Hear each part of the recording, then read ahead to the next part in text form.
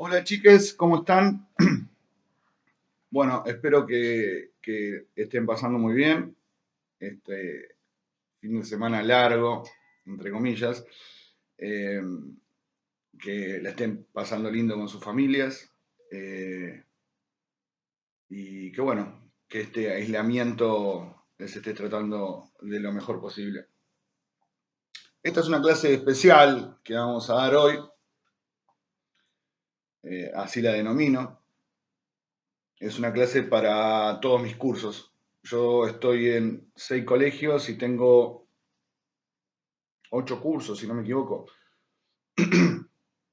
Eh, les voy a nombrar porque quiero que se sientan reconocidos. Bueno, no puedo negar mi preferencia por la media 13. Si bien ahí soy suplente, no soy titular. eh, es el colegio donde yo egresé y tengo un cariño muy especial por el colegio. Eh, y nada. Eh, Después, les chiques de la 14, la Benito, que también es un colegio que quiero muchísimo, lo llevo a mi corazón por muchas razones. Trabajé ahí como preceptor y bueno, tuve casi un año. Conozco a casi todo el turno tarde, lo conozco casi todo, a todo el chiques y a todo el personal y nada. Y ahora estoy como profe ahí de trabajo y ciudadanía. Eh, la gente de la 12, de las casitas, un colegio que conocí este año. Sí, el perrito sigue ladrando, no se preocupen. Eh, un colegio que me encanta, que tiene toda la onda, en donde me reencontré con Roxy, que fue mi preceptora de segundo año, allá cuando todavía la era del hielo, digamos, ¿no? 1992. Eh, la gente de la 22, un colegio que también me cae muy bien, tienen toda la onda. Eh, la gente de la 21 también, es un colegio que me encanta por el barrio. Eh, no daré más explicaciones, me encanta por el barrio. Vive por ahí alguien que quiero mucho. Y bueno, la gente de la 4 también, Boulogne.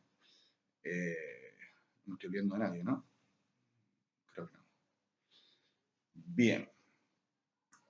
Esta va a ser una clase para todos esos colegios, todos esos cursos.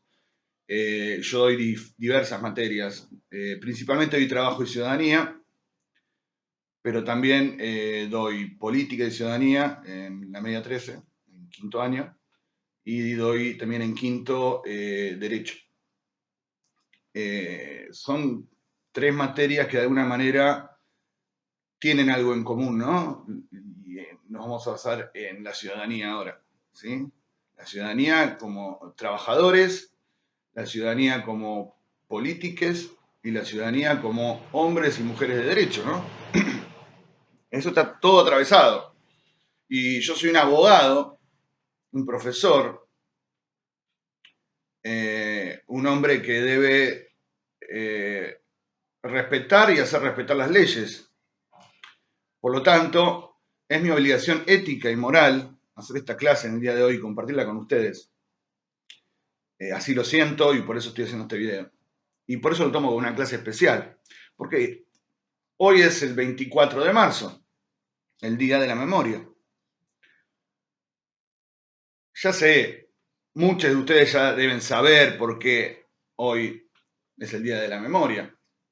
Para quienes no lo sepan, se conmemora, no se celebra, se conmemora, se recuerda, mejor dicho, el inicio de la etapa más nefasta en la historia de nuestro país, que fue la última dictadura cívico-militar religiosa.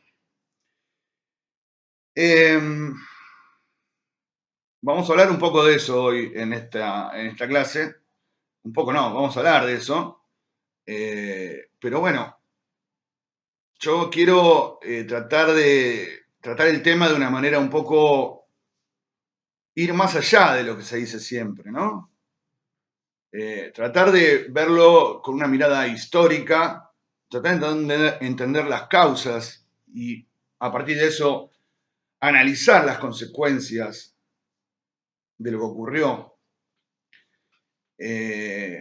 Así poder entender un poco el contexto argentino, ¿no? De lo que está pasando o lo que pasó en los últimos tiempos también. Para poder entender lo que pasa en Argentina tenemos que remitirnos a ese momento. Todos hablan de la grieta, por ejemplo. ¿Cuál es la verdadera grieta en Argentina?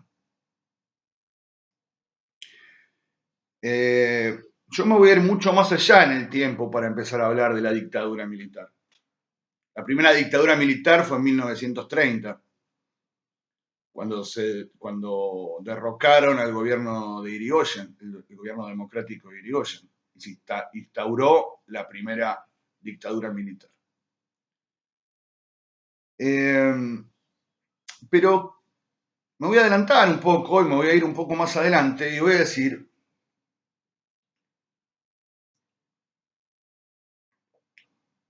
que hacia 1945 en nuestro país tuvo su aparición un hombre que fundó un movimiento que fue determinante para la historia argentina, que fue Juan Domingo Perón, y fundó el movimiento justicialista. Se puede ser peronista o no se puede ser peronista. Yo personalmente no soy peronista, pero no se puede dejar de reconocer la importancia de Juan Domingo Perón y sobre todo de Eva Duarte de Perón en la historia argentina. ¿Por qué? Porque modificaron el status quo vigente. Cuando me refiero a status quo me refiero a una situación dada, ¿sí? Se empezaron a desarrollar derechos civiles, sociales, el voto femenino, derechos laborales, derechos de la niñez, derechos de los ancianos. O sea, el pueblo se empoderó con el peronismo. ¿Se entiende? Se puede estar en contra o se puede estar a favor. Yo no quiero hablar de eso, no quiero hacer política a favor del peronismo, no me interesa, porque ya lo digo, yo no soy peronista. Lo que sí quiero dejar en claro que fue algo importante en la historia. Y no se puede analizar la historia sin analizar el movimiento peronista. Chiques, la verdadera historia de la violencia empieza cuando la aristocracia, los oligarcas de la Argentina, cuando la iglesia, cuando los militares, cuando los grandes terratenientes quisieron voltear a este hombre, al presidente electo por el pueblo, a Perón, en el año 1955. ¿Y saben lo que pasó? Yo no sé si esto se lo cuentan muchos de mis colegas o muchos de los profesores de historia, por ejemplo, porque es una parte nefasta en la historia de la Argentina. Pero hubo un momento en que aviones del ejército argentino bombardearon la Plaza de Mayo. Bombardearon la Plaza de Mayo. Tiraron bombas en la Casa Rosada. Murieron cerca de 300 personas que estaban ahí pasando por la vía pública. Eso pasó en el año 1955. Perón fue derrotado y se tuvo que exiliar. Primero se fue a Paraguay, después estuvo en República Dominicana, creo, y después terminó en España. 18 años estuvo en el exilio, prohibido, o sea, no se podía decir la palabra Perón en nuestro país, ¿se entiende? No se podía nombrar la palabra Perón, estaba prohibido, te llevaban preso. Había perseguidos políticos. ¿Por qué? Porque se puede sacar al líder, pero los seguidores siguen estando. La gente era perseguida, los peronistas eran perseguidos. Sin embargo, resistieron. Los peronistas y otros movimientos sociales que estaban a favor del desarrollo de los derechos populares y sociales, ¿no? Luchando contra las dictaduras que se fueron repitiendo a lo largo de las décadas, con algunos gobiernos, como el gobierno de Ilia, como el gobierno de Frondizi, que fueron gobiernos democráticos, pero siempre eran derrocados y ponían a un milico, como Onganía, por ejemplo. Onganía, ¿saben lo que hizo? Intervino a las universidades. Sacó a palazos a los profesores, a los docentes de las universidades, que muchos se tuvieron que exiliar afuera. Destruyó la educación pública. En la noche de los bastones largos. Ustedes pueden ver en YouTube, pongan la noche de los bastones largos y van a ver cómo militares le dan palazos a pobres tipos y pobres tipas que estaban ahí dando clases. ¿Se entiende lo que es la violencia? Pero bueno, dada la ineficacia para gobernar de esta gente, el otro día estuvimos hablando, ¿no? En una de las clases sobre la Constitución Nacional y de dónde proviene la fuerza para poder dictar una constitución, y llegamos a la conclusión de que viene del poder. ¿Y el poder de dónde viene? De la violencia. Bueno, estos tipos eran violentos, pero eran totalmente ineficaces, porque no sabían gobernar un país. Lo destruyeron al país. Lo hicieron mierda, con perdón de la expresión. Y dado el clamor popular, Perón volvió. Perón volvió en un avión un día. Pero claro, le dijeron, mirá, vos podés volver, pero no podés ser presidente. Bueno, dijo, yo voy a poner a otra persona para que sea presidente. En mi lugar. Entonces se presentó Cámpora. De ahí viene el nombre La Cámpora. ¿Por qué? Porque fue el representante de Perón cuando Perón estaba prohibido. Entonces fueron a elecciones en el año 72, 72, 73. Bueno, lo tengo que chequear, perdón. No soy... Bueno, sí, soy bueno para las fechas, pero a veces me confundo. Fue por ahí, 73, diría yo. Hicieron elecciones y ganó Cámpora, ¿sí? Peronista, representante de Perón. ¿Cámpora qué hizo? Al ser presidente, levanta todas las prohibiciones, le deja a Perón seguir participando en la vida política, o sea, ya no estaban mal los militares. Ahora el poder lo tenían ellos. El poder que les había dado el pueblo, con el voto popular. En el año 74, 73, se hacen elecciones, Cámpora llama elecciones, y Perón se presenta junto a su segunda esposa, María Isabel Martínez de Perón, en la fórmula Perón-Perón, y gana las elecciones y se convierte nuevamente en presidente en una tercera presidencia, ¿no? Un tercer periodo. En el año 1974, Perón muere y por lo tanto queda como presidente su vicepresidenta, conocida también como Isabelita. Ahí ya empezaron un poco los problemas. ¿Por qué? Porque de vuelta, las partes más rancias de nuestra sociedad, los tipos que detentan el poder económico, el poder de la tierra, el poder ideológico, el poder de las armas, empezaron a tratar de meterse nuevamente en el gobierno, ¿sí? Ya por esas épocas se había fundado una organización terrorista llamada la AAA, que era la Asociación Argentina Anticomunista, que se dedicaba a asesinar gente por cuestiones ideológicas o políticas. Los desaparecidos, los muertes, les desaparecidos, empezaron mucho antes del 76, con la AAA. El 24 de marzo de 1976, la cúpula de las Fuerzas Armadas derroca a Isabelita, la detiene, la saca del poder y se constituye la nefasta Junta de Reorganización Nacional. ¿Sí?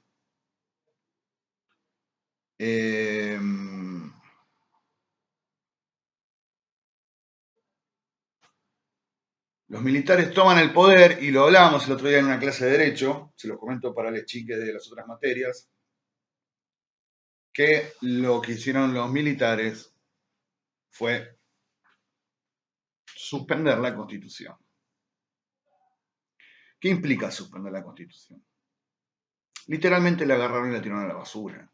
Dijeron, a nosotros no nos importa esto. Estas reglas no las vamos a respetar. Nos vamos a regir por nuestras propias reglas. ¿Qué quiere decir regirse por nuestras propias reglas? Que hacen lo que quieren. No existe el Estado de Derecho. Ya lo vamos a estudiar.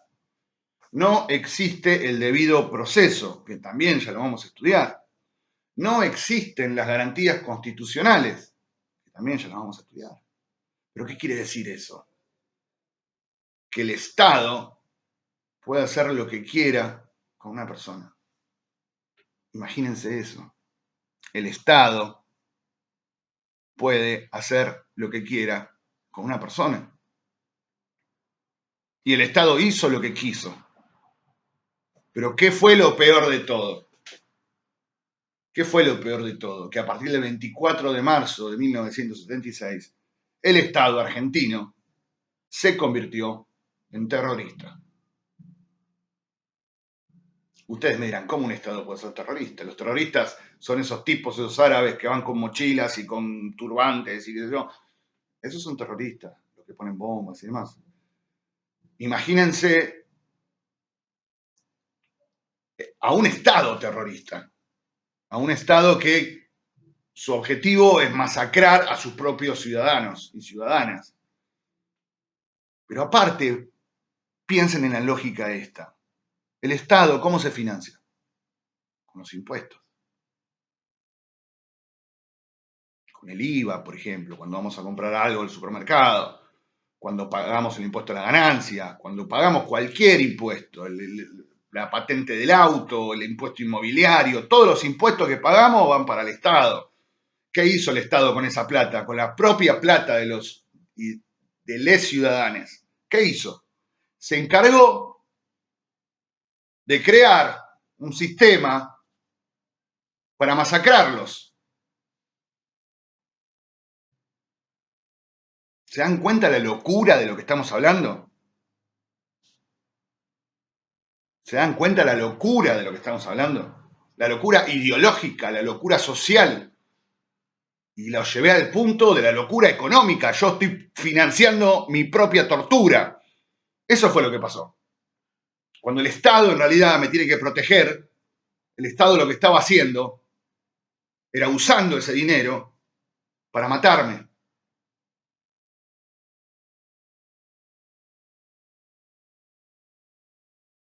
¿Se entendió el punto, no? Bien. Como el Estado no tenía ninguna regla, no tenía ninguna constitución, no había ninguna ley, el Congreso había sido disuelto. El pueblo no tenía representantes en el gobierno. Ustedes saben que les diputades y les senadores, nos guste o no nos guste, son nuestros representantes en el gobierno.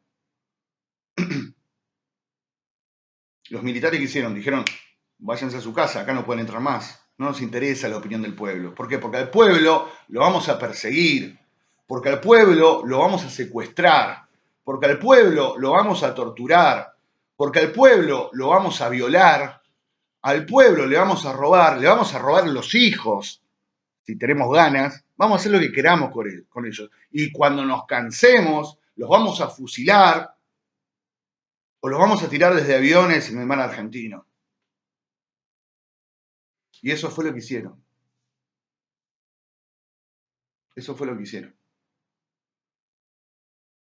30.000 compañeros están desaparecidos hoy en día. Y otros tantos más se cuentan como torturados, torturades, violades.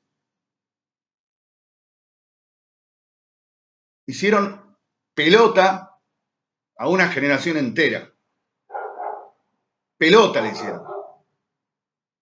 Destruyeron a un país entre 1976 y 1983. Ustedes tienen la suerte, no quiero decir la suerte, porque no es suerte, debería ser así siempre, debería ser algo natural, pero tienen la suerte de haber nacido en democracia y vivieron toda su vida en democracia. Yo no puedo decir lo mismo, yo nací en el año 1978, en plena dictadura militar. Yo siempre lo cuento esto, a veces lo hablo en terapia con mi psicólogo, el hecho de haber nacido en el seno, en el vientre de una madre que tenía miedo, porque todos tenían miedo, todos tenían miedo. ¿Cómo se transmite ese miedo, no? De la madre al hijo. ¿Miedo de qué? De que la secuestren, de que la violen, de que la torturen. Mis padres fueron militantes políticos. Por suerte no les pasó nada, porque si no yo no estaría acá, ¿se entiende? Pero tranquilamente les podría haber pasado. Y yo no estaba acá y ustedes no tendrían profesor. O tendrían otro profesor, sí, ya sé, pero ¿se entiende cuál es el punto? Muchas familias fueron destruidas. Muchas familias.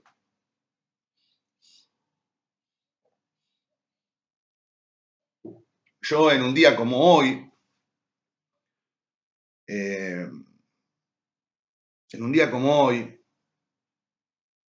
ya lo vamos a estudiar esto en algún momento, pero no quiero dejar de recordar a dos personas. En realidad quiero recordar a todos los compañeros desaparecidos.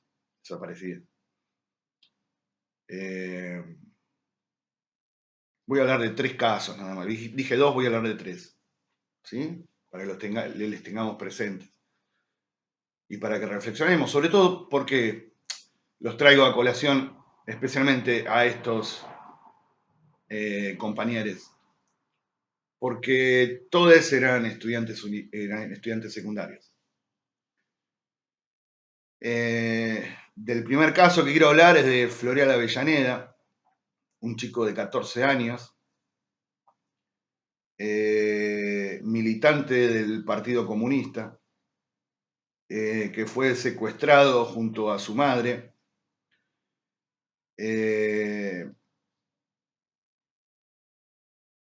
Su padre pudo escapar. En realidad lo estaban buscando al padre, las patotas estas del gobierno terrorista. Su padre pudo escapar, pero bueno, como no lo pudieron agarrar, se ensañaron con la madre y con el hijo. A la madre la torturaron, le hicieron de todo,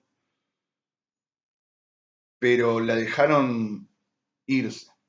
A quien no dejaron irse fue a Floreal.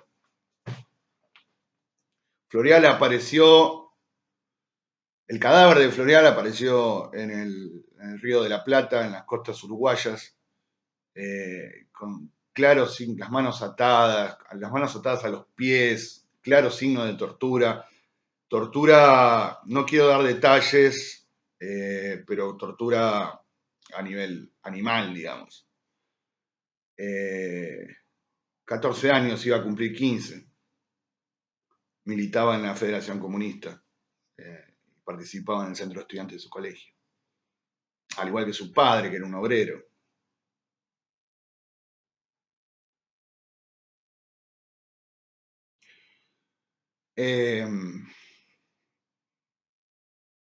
Otro caso que quiero recordar es el de María Claudia Falcone, estudiante secundaria de La Plata.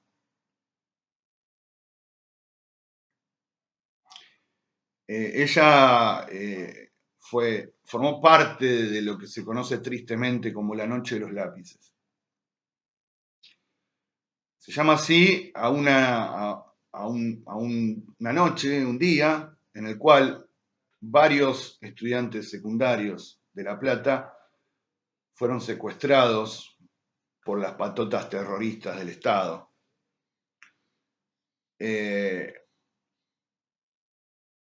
Y la mayoría de ellos,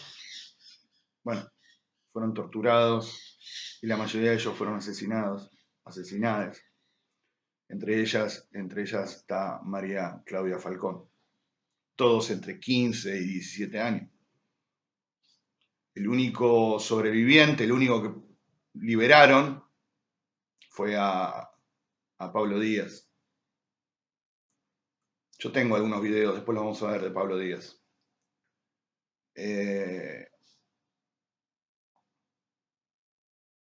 Y el último caso que quiero traer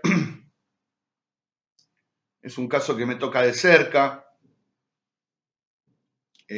Como yo les conté a muchos de ustedes, yo soy estudiante en el profesorado de Historia en el Instituto Superior de Formación Docente 39, Jean Piaget, que está en Vicente López. Y ahí funciona, creo que es la media 6 de Vicente López. Sí, media 6. Bueno, lo que se conoce como el Nacional de Vicente López. En ese colegio hubo un grupo de chiques que también fueron secuestrados, torturadas y asesinadas. Se conoce con el nombre de Octubre 23, porque fue en esa fecha en la cual se produjeron masivamente los secuestros. También hay ex estudiantes que están desaparecidos. Si vamos a cualquier institución, si vamos a cualquier colegio, vamos a ver siempre una placa en donde hay el nombre de alguien que haya sido secuestrado por la dictadura militar, lamentablemente. Tenemos que recordar en estas fechas este tipo de cosas porque la memoria nos sirve para no olvidar, ¿no? Vale la redundancia. Y no olvidar implica que estas cosas no se vuelvan a repetir nunca en la historia de nuestro país. Podemos tener diferencias ideológicas, podemos pensar de maneras distintas, podemos concebir al país de formas distintas, pero jamás, nunca más vayamos a caer en convertirnos en terroristas, que el Estado se convierta en terrorista. Nunca más los militares al poder. Los militares están para cuidar la soberanía de nuestra nación, no para matar a nuestros ciudadanos. ¿Ok? El presidente, la presidenta, o le presidente si quieren, tiene que ser elegido por el pueblo. Porque esas son las bases constitucionales. La Constitución es la base de nuestra república y la tenemos que defender con todo. Y ustedes, chiques, son las futuras generaciones de argentinos y de argentinas y de argentines que van a construir este país. Yo confío en el poder que tienen ustedes. Confío en la seguridad que tienen ustedes. confío en la capacidad que tienen ustedes. Como profesor en este 24 de marzo, ya lo digo, trabajo, ciudadanía, política y ciudadanía, derecho, como profesor de esas materias, me vi en la obligación de hacer esta clase para que ustedes recuerden eso y que siempre tengan presente estas tres palabras: memoria, verdad y justicia. ¿Sí? Para terminar, no quiero que se haga muy largo,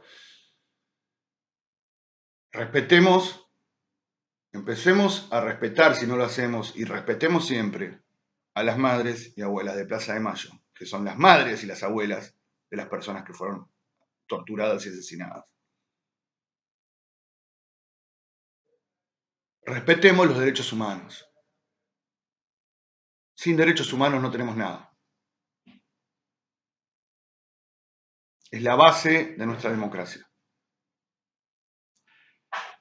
Yo les quiero compartir algo que me mandó una colega hoy, a ver si lo encuentro.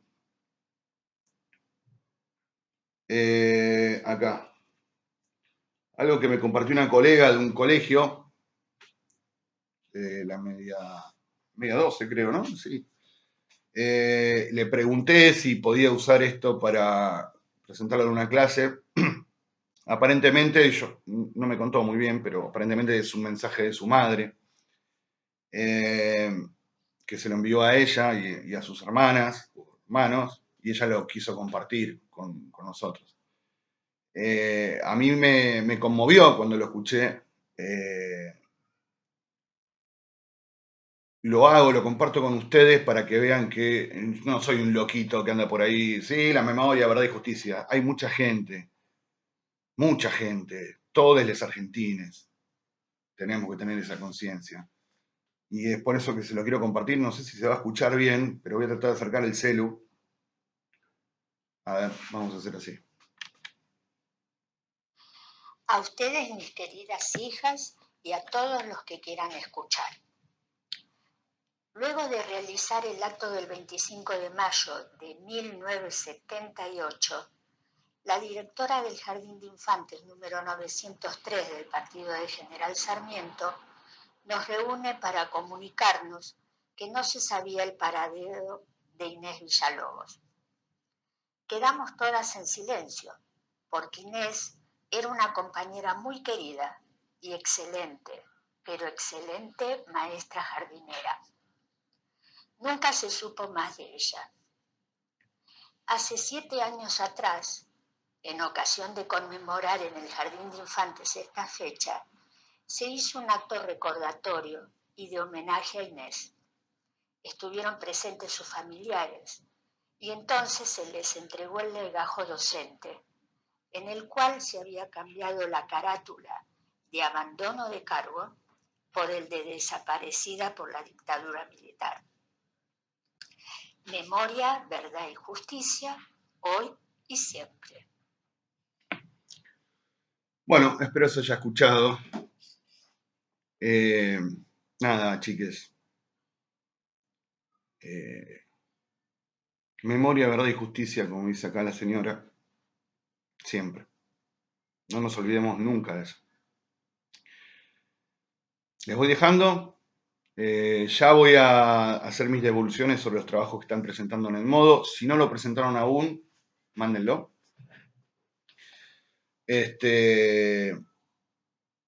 Y bueno, estamos en contacto. Cualquier cosita que me quieran comentar, ya saben que yo estoy en Edmodo. Espero que les haya gustado esta clase, que hayan aprendido algo nuevo, que entiendan que en nuestro país nos tenemos que respetar entre todos y que nunca más podemos aceptar que el Estado se convierta en terrorista. Estamos en contacto y cualquier cosita me avisan. ¿Sí? Chau, chis.